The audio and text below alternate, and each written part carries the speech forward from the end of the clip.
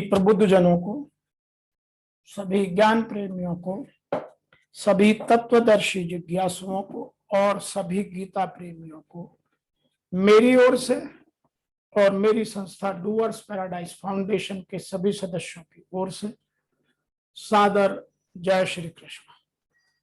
आज हम वर्तमान युग में आध्यात्मिक चिंतन की श्रृंखला के तहत गीता के 6वें अध्याय के श्लोक संख्या 46वें की व्याख्या कर रहे हैं।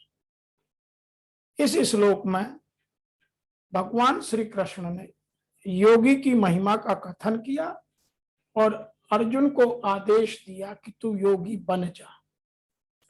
अर्जुन जिज्ञासु, हम भी जिज्ञासु। इसका मतलब यह हमें भी आदेश है कि हम सब योग की बात को समझें और योगी बनने का प्रयत्न करें, क्योंकि इससे पहले वाले श्लोक में योगियों के कुल में जन्म लेने वाले योग भ्रष्ट को परम गति प्राप्त होने का बतलाया और यह भी बतलाया कि यह मनुष्य शरीर बहुत दुर्लभ है।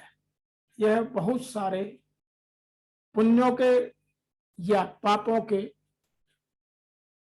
हिसाब किताब के बाद मिलता है। जब वो सब नष्ट हो जाते हैं, स्वर्ग आदि जगह पर जाकर के पुण्यों का और नरक आदि जगह में जाकर के पापों का भुगतान हो जाता है, तब यह मनुष्य शरीर दोबारा प्रयत्न करने के लिए आत्मा का परमात्मा से मिलन अर्थात परम गति अर्थात मोक्ष की प्राप्ति अर्थात इस भवसागर से पार होने का माध्यम बनने के लिए दिया जाता है, जिसको ऋषि वेद व्यास जी ने यहाँ बहुत सुंदर ढंग से लिखा है। जो कृष्ण जी कह रहे हैं, तपस्वभ्यः अधिक है योगी ज्ञानेभ्यः अपि मतः अधिकः कर्मेभ्यः च अधिक योगी तस्मात् योगी भव अर्जुन। तो यहाँ भगवान श्री कृष्ण कह रहे हैं कि सकाम भाव वाले तपस्वियों से योगी श्रेष्ठ है। अब यहाँ योगी के बारे में सुनिएगा। सकाम भाव वाले तपस्वियों से योगी श्रेष्ठ है, ज्ञानियों से भी योगी श्रेष्ठ है और कर्मियों से भी योगी श्रेष्ठ है, ऐसा मेरा मत है। अतः हे अर्जुन, तू योगी बन जा। कुछ लोग इसे और दूसरी तरीके से कहते हैं, योगी तपस्वियों से श्रेष्ठ है, शास्त्र ज्ञानियों से श्रेष्ठ माना गया है और सकाम कर्म करने वाले, यहाँ निष्काम कर्म करने की बात नहीं आ रही है। आप सकाम और निष्काम में अंतर देखिएगा। सकाम कर्म करने वालों से भी योगी श्रेष्ठ है, इसीलिए अर्जुन तुम योगी हो जाओ। ए योगी is superior to a man of austerity and he is considered superior to even man of knowledge. He is also superior to the man of action. Therefore, O Arjun, you become yogi. यहाँ कुछ लोग, some people are describing this sloka in different way. They are writing like this or they are explaining like this. The yogi is superior to those who practice austerities, superior to the learned, and superior to those who perform action. That is my view. O Arjun, therefore become a yogi.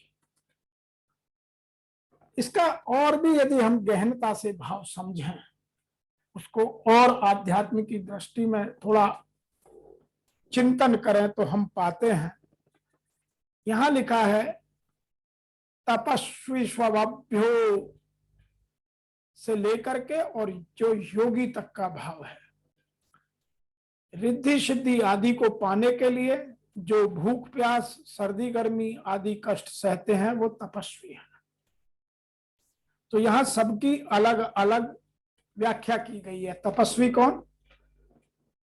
जो रिद्धि सिद्धि आदि पाने के लिए जो भूख प्यास सर्दी गर्मी आदि सबका कष्ट सहते हैं वो तपस्वी हैं।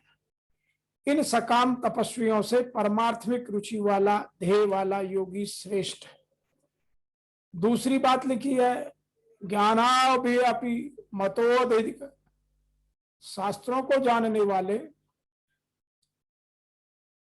पढ़े लिखे विद्वानों से यहाँ ज्ञानी समझना चाहिए। ज्ञानी कहा गया है जो शास्त्रों का विवेचन करते हैं, योग क्या है, कर्म योग क्या है, भक्ति योग क्या है, लय योग क्या है, आदि बहुत सारी बातें जानते हैं और कहते भी हैं, परंतु जिनका उद्देश्य सांसारिक भोग और ऐश्वर्य है, ऐसे सकाम शब्द ज्ञानियों से भी योगी श्रेष्ठ माना गया है।